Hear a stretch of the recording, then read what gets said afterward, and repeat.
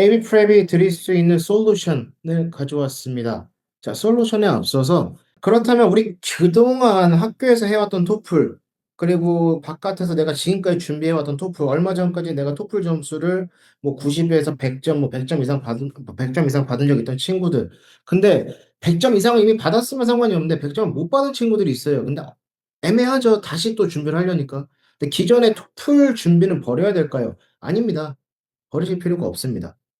기존에 있던 토플은 이렇게 쓰시면 됩니다. 리딩의 지문은 아까 말씀드렸다시피 학교에서 하고 있는 거는 그대로 진행이 될 거예요. 왜냐면 제가 학교에서 들은 얘기도 똑같습니다. 학교에서는 새로운 토플을 아직까지는 들어가지 않았어요. 그 교과 과정에서 계속 그전 있던 토플을 진행하는 걸로 알고 있어요. 그리고 설령 바뀐다 하더라도 리딩 지문은 사실 옛날 지문은 더 이상 못 쓰는 지문이 아니잖아요. 옛날 지문도 영어고 새로 바뀐 지문도 영어면 그냥 이어가면 돼요, 자연스럽게. 그리고 어휘, 문장 구조. 토플은 어쩔 수 없이 스탠다드 아메리칸을 따라갈 수밖에 없습니다. 그래서 그 광고 15 초를 보면은 정말 15초 안에 퍼펙트한 센텐스로 사람들의 귀에 정확한 내용을 딜리버 하듯이 이 토플이란 시험도 사람들에게 영어 능력을 평가하기 위해서 되게 퍼펙트한 잉글리시를 쓰게 되어 있습니다. 그래서 이 어휘 문장 구조가 정말로 모든 영어의 기본이 된다라고 하는 저는 약간 교과서적인 같은 그런 어떤 영어라고 하면 전 토플이라고 꼽거든요.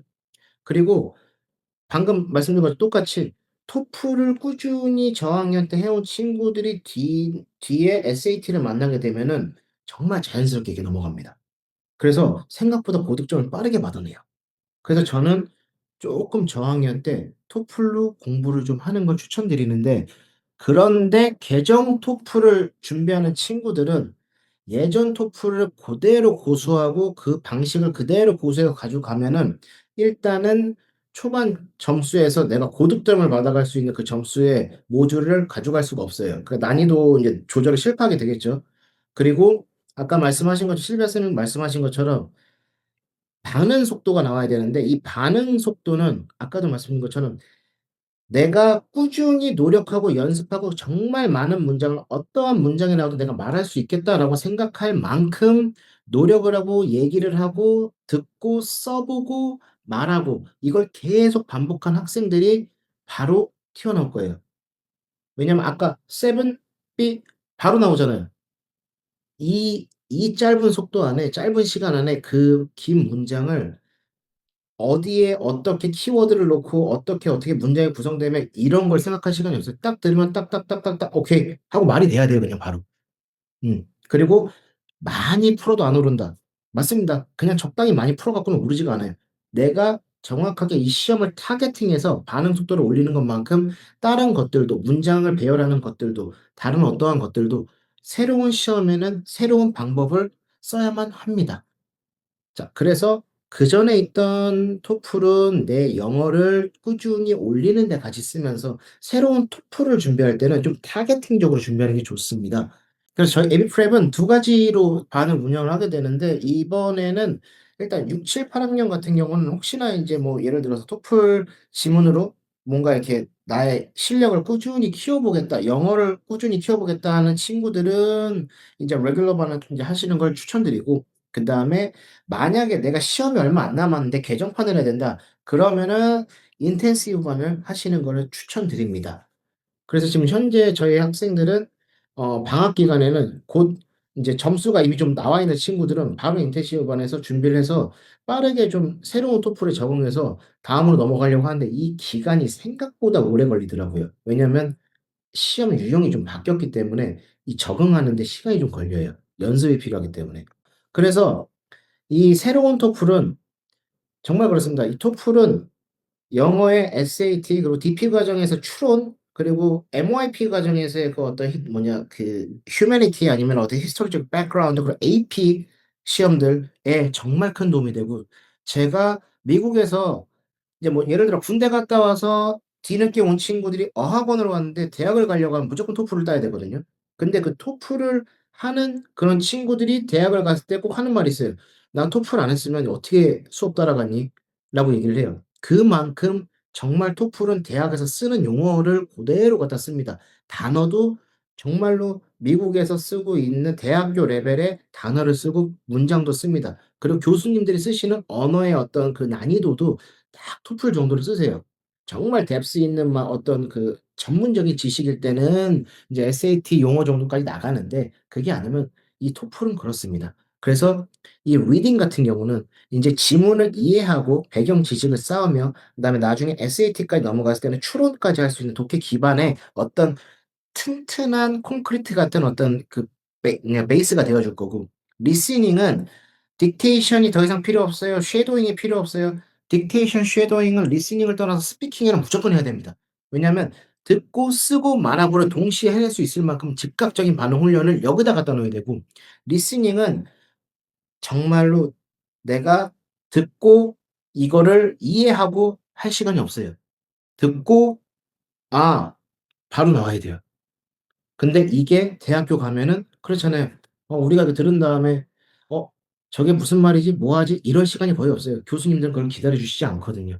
그 라이팅 같은 경우는 지금 저 라이팅이 쌓여서 저게 포멀 에세이가 되고 뭐 그 밖에 어떤 설명하는 거 설득하는 거 이런 종류의 에세이가 되면서 저게 대학 과정에서도 그렇게 저널을 쓰게 됩니다.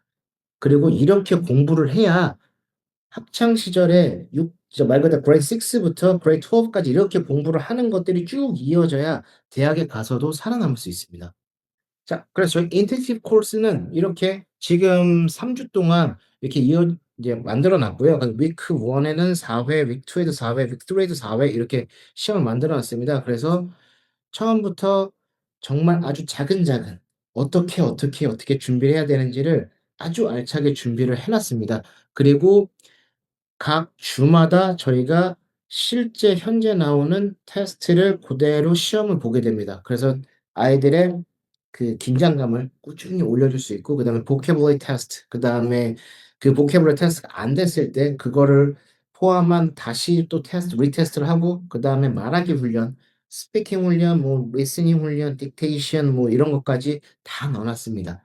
그래서 저희가 총 인제 4 회씩 3주 12회 그리고 36 시간의 그거 안에서 지금 당장 점수를 따야 되는 친구들은 2월 둘째 주부터 인제 2월 마지막 날까지 베이징에서는 되면, 그리고 인제 바깥에서는 언제든지 온라인으로 저희에게 말씀해 주시면 됩니다.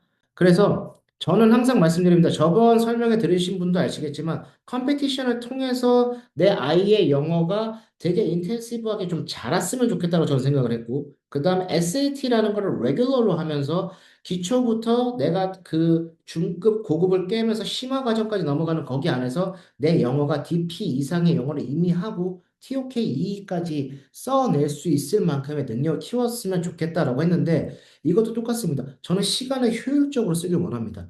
토플 영어, SAT 영어, 학교 내신 영어 다 똑같은 영어예요. 그리고 앞으로 올라갈수록 바이오, 캠, 피직스, 매스 역시나 다 여러분들은 라이팅을 하시게 될 겁니다. 그러려면 영어에 정말로 기본적으로 스트럭처가 잡혀야 돼요. 그래서 효율적으로 방향을 잡고 이거 다음에 이거 다음에 이거 다음에 이거, 그리고 이거와 이거가 다르지 않다. 이걸 함으로써 이거의 능력이 커진다. 이 모든 것들을 좀 이렇게 하나의 좀 맵으로 봤으면 좋겠어요. 그래서 저희들은 일단 레벨 테스트를 진행을 합니다. 그리고 현재 정확한 레벨을 파악하고 난 다음에 그다음에 저와 개별 상담을 가지시게 될 거고, 목표 점수와 언제까지 따야 되는지 등등등을 나누게 되며 반 배치를 하게 될 겁니다. 친구는 좀 더 시간이 있으면 레귤러적으로 이렇게 했으면 좋겠다. 아니면 난 시간이 없다. 아니면 난 좀 빠르게 따고 싶다. 이런 거 등등등에 따라서 저희가 이렇게 지도해 드립니다. 근데 제가 아직 신기가 없어요.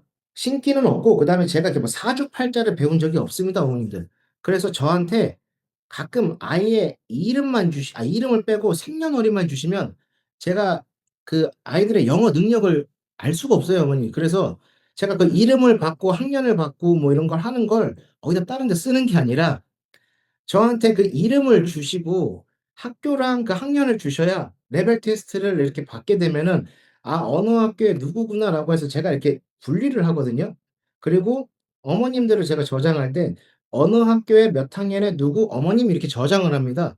그래서 제가 이걸 뭐 딴 데 쓰는 게 아니니까 그 레벨 테스트를 보실 때 꼭 좀 정보를 정확하게 좀 기입을 해 주시고, 그러면 제가 동명이인도 좀 많아요, 아이들이. 그래서 좀 정확하게 주시면 좋을 것 같아요.